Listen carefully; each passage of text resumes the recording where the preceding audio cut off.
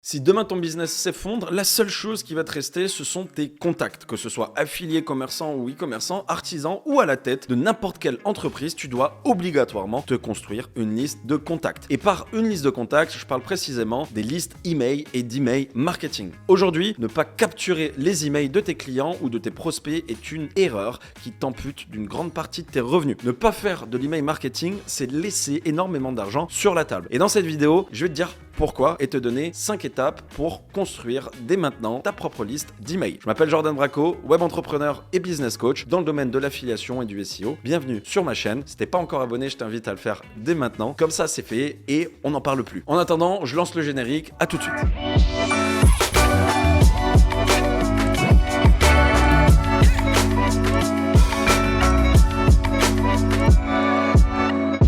N'importe quel entrepreneur sérieux te le dira, l'email est l'outil de marketing le plus puissant. Il va être beaucoup plus facile de vendre un produit à une personne qui t'en a donné l'autorisation plutôt que de vendre un produit à un parfait inconnu que tu auras ciblé avec ta publicité. Pour la simple et bonne raison qu'un inconnu ne t'a pas explicitement donné son accord, alors qu'un contact dans ta liste, oui. C'est cette notion de consentement préalable qui induit une certaine relation de confiance qui fait que ton contact sera plus à même d'acheter tes produits ou tes services. L'email est un outil marketing direct où tes contacts ont l'impression d'avoir une relation beaucoup plus personnelle avec toi, qui fait que les taux de conversion sont beaucoup plus intéressants comparés aux autres outils marketing. Ok, tout ça c'est très bien, mais concrètement, qu'est-ce que ça implique de faire de l'email marketing? Qu'est-ce que tu dois faire aujourd'hui pour mettre en place une stratégie d'emailing et quels sont les outils à utiliser pour capturer des adresses email et shooter des messages à ta liste de contacts? Donc la première chose à avoir, c'est un formulaire de capture. C'est simple, tout le monde sait ce que c'est un formulaire de capture, des champs à remplir avec un bouton d'inscription. Ce formulaire, c'est ce qui va te permettre de récolter les données de tes futurs inscrits, qu'on appelle aussi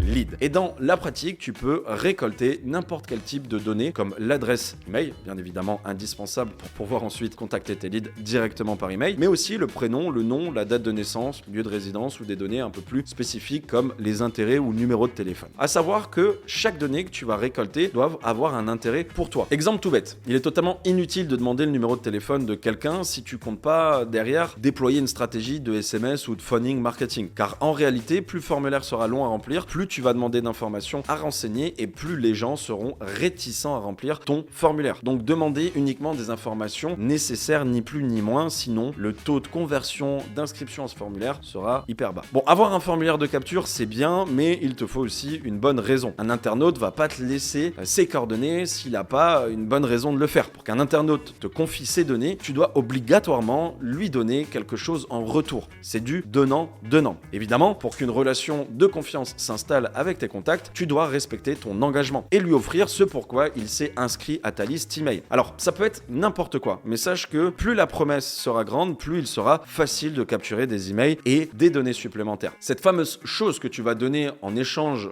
de son email, on appelle cela un lead magnet ou en français un aimant à prospect. C'est mieux en anglais, c'est plus sexy. Ça peut prendre la forme d'une simple promesse basique comme recevoir des news, fameuses newsletters, ou ça peut prendre également la forme d'un cadeau un peu plus travaillé comme un e-book, un guide ou une vidéo gratuite par exemple. Donc une fois que tu as trouvé ton aimant à prospect, je vais dire lead magnet, c'est mieux, même si j'ai du mal à prononcer. Donc une fois que tu as trouvé ton lead magnet, que tu as créé ton formulaire et décidé quelles données tu souhaites récolter, je te dirai juste après comment créer ton formulaire, ne t'inquiète pas, il faut que tu puisses partager ce formulaire. Et pour ça, il te faut définir l'endroit, le spot idéal pour capturer les emails. Techniquement, un formulaire est relié à une page web que tu peux partager en communiquant l'URL. Mais prenons un exemple tout simple. Imagine que demain tu as un site internet et que sur ton site tu parles d'animaux. Par exemple, des conseils sur comment bien éduquer son chien ou son chat. Imaginons que ton business model à toi est de vendre des litières pour chats et que tu veuilles communiquer par exemple la sortie d'une toute nouvelle litière pour chat auto-nettoyante. Eh bien, l'endroit sur lequel tu vas placer ton formulaire va directement impacter sur ta capacité à capturer des emails et sur ta capacité à bien cibler du coup tes prospects. En affichant ton formulaire sur une page de ton site qui parle de chats, tu seras plus à même de capturer des personnes propriétaires de chats et donc des personnes intéressées par ton produit. Que si tu avais positionné ton formulaire sur une page qui parle de chiens, tu vois l'endroit où placer ton formulaire est extrêmement important pour pouvoir ensuite shooter des emails pertinents et ciblés. Du coup, en affichant ton formulaire sur une page plus générale comme la page d'accueil par exemple, tu aurais probablement capturé les emails à la fois de propriétaires de chats et de chiens. Et lorsque viendra le moment d'envoyer un email qui fait la promotion de ta super litière auto-nettoyante pour chat, tous les propriétaires de chiens n'auraient pas forcément été intéressés. Ce qui aurait fait chuter non seulement ton taux d'ouverture, mais aussi ton taux de conversion. Donc, savoir diffuser son formulaire au bon endroit, aux yeux des bonnes personnes, est extrêmement important. Ok, mais on n'a pas encore parlé du côté pratique. Que se passe-t-il lorsqu'une personne s'inscrit à ton formulaire? Où sont stockées les données? Et c'est là que je vais te parler des autorépondeurs. Aujourd'hui, il existe des tas d'outils très complets qui te permettent de gérer toute ta stratégie email marketing de A à Z. Ces outils te permettent à la fois de créer des formulaires de capture, voire même directement des pages de formulaires, mais aussi et surtout de pouvoir créer des listes de contacts automatisées. Donc concrètement, à chaque fois qu'un internaute va cliquer sur s'inscrire à ta liste, il va automatiquement être enregistré dans la base de données du logiciel. Base de données que tu vas pouvoir consulter, gérer et trier. Tu vas pouvoir comme ça créer des listes dans lesquelles ranger tes prospects en fonction des critères ou de statuts bien spécifiques. En dissociant par exemple les prospects des clients ou les hommes des femmes ou les propriétaires de chiens et de chats. Le fait de segmenter ces contacts, de les trier de manière à envoyer les bons messages aux bonnes personnes est extrêmement important et extrêmement puissant. Et c'est possible et très simple aujourd'hui de faire ça grâce en fait à ces fameux outils marketing de plus en plus nombreux comme par exemple GetResponse, Mailchimp, ClickFunnels, System.io, ActiveCampaign, SendingBlue et bien d'autres. Et une fois que vous avez ce moyen de créer des formulaires, de les partager et de stocker vos contacts dans une base de données, vous n'avez plus qu'à shooter des emails de façon manuelle ou automatisée, chose que vous pouvez également faire avec ce genre d'outils. Voilà comment techniquement l'email marketing fonctionne. Comment vous pouvez créer de A à Z votre stratégie d'emailing et quelles sont les étapes pour bâtir une liste de contacts et shooter des emails sans trop de difficultés. Alors évidemment, tous ces outils sont naturellement payants. La majorité facture en fonction du nombre de contacts que vous avez. Plus vous capturez de contacts et plus vous payerez cher à l'année. Mais honnêtement, se passer de ces outils, encore une fois, c'est laisser énormément d'argent sur la table. Car bien mener une stratégie d'email marketing peut être extrêmement puissante. Beaucoup plus puissante que n'importe quel autre type d'outil puisque les personnes à qui vous envoyez des emails vous font confiance et ont un intérêt certain pour ce que vous faites. Je vous conseille de capturer des emails le plus tôt possible et de vous bâtir très rapidement une liste de contacts. Que ce soit pour des raisons financières, mais aussi, comme j'ai dit au début, si un jour tout s'effondre, que votre site internet crash par exemple, eh bien, il vous restera toujours votre liste de contacts avec qui communiquer et continuer à faire des ventes. Voilà les amis, avec cette vidéo, j'ai voulu vous parler de l'email marketing sans trop rentrer dans le détail car il y aurait eu énormément de choses à dire à ce sujet. Peu importe le business que vous lancez, affiliation, e-commerce ou autre, ne passez surtout pas à côté de l'emailing. Mon but était vraiment de vous montrer que c'était important et de vous présenter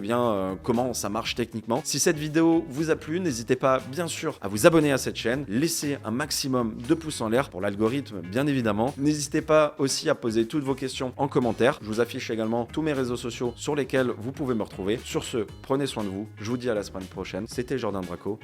Peace.